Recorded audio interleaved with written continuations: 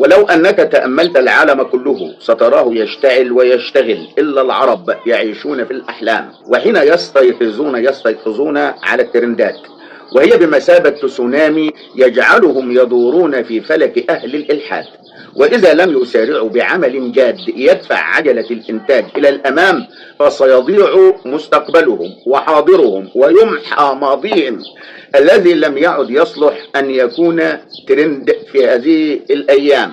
ولن يقف بهم الحال عند هذا الحد، بل ستنسج عناكب الخوف خيوطها حول الأجساد والأرواح، ووساوس الشيطان ستجري في عروقهم، وبدل الدم تغذي أدمغتهم فتعتل ويختل الفكر لديهم. وأنا آسف على هذه المقدمة الطويلة، ولكنني كنت أقلب في الموبايل وإذا بي أشاهد مقاطع فيديوهات بشكل متتالي وراء بعضها. أنا هسمعكم بعض هذه الفيديوهات ثم نكمل هذا الحديث.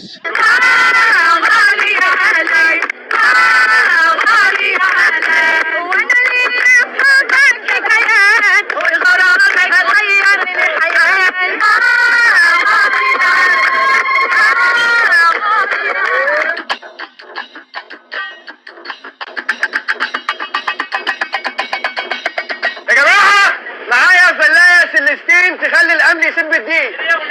والله مش لاقي اي طريقه اطلع بقى ترند غير دي. يا رب اطلع بقى ترند. يا جماعه انا شايف هذا الولد فيه شبه من احد صعاليق الفن الذي نراه في كل عام في شهر رمضان بعد الافطار يقدم لنا تفاهات تصير هي ترندات شهر رمضان. انا لن اكون مبالغا لو قلت اننا في هذه الايام بنحج ونصوم علشان نصور فيديوهات لعلها تكون من الترندات. ونرى كثيرون من أصحاب المحتوى يقولون في بداية الفيديو صلي على رسول الله، اكتب كومنت، اعمل لايك، شير الفيديو علشان غيرك يستفيد، والكلام اللي في الفيديو في قمة التفاهة. والحقيقة أن الكل يبغي من وراء هذه الفيديوهات أن يتربح المال. والاقتصاد القوي في هذه الحياة هو الاقتصاد الذي يأتي من زيادة في الإنتاج، ولكن المال الذي يأتي من الترندات يصنع اقتصاد هش زي الآيس كريم، هو عبارة عن هواء. وأنا سبق لي أن ذكرت أن الله سبحانه وتعالى في القرآن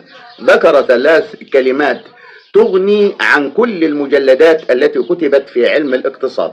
هذه الكلمات ال3 يقول فيها رب العزة سبحانه وتعالى: ولا تؤتوا السفهاء أموالكم، والله أمرنا ألا نؤتي هؤلاء أموالنا ولكن نؤتيها لذوي القربى واليتامى والمساكين. ونحن نفعل العكس، نؤتي أموالنا لمن يصف الأقارب بأنهم عقارب، ويلعن الأصدقاء والصحبة والأصحاب، ويقول أنا مش هطيب خاطركم ولعوا، 1 يروح و10 يرجعوا. وهو يتحدث بمنطق المال الذي منحه إياه أصحاب العقول الساذجة الذين يستمتعون بمثل هذا الكلام. وأنا أكرر أن ثراء مثل هؤلاء السفهاء مصيبة تعرقل نمو المجتمعات. وأنا أسأل الله أن يوفقني قبل الوفاة في استكمال كتاب سأفضح فيه كل هؤلاء، وأوضح لكم كيف أن ثراء هؤلاء يكون وبالا على المجتمع بأسره، ولعل الناس يضعون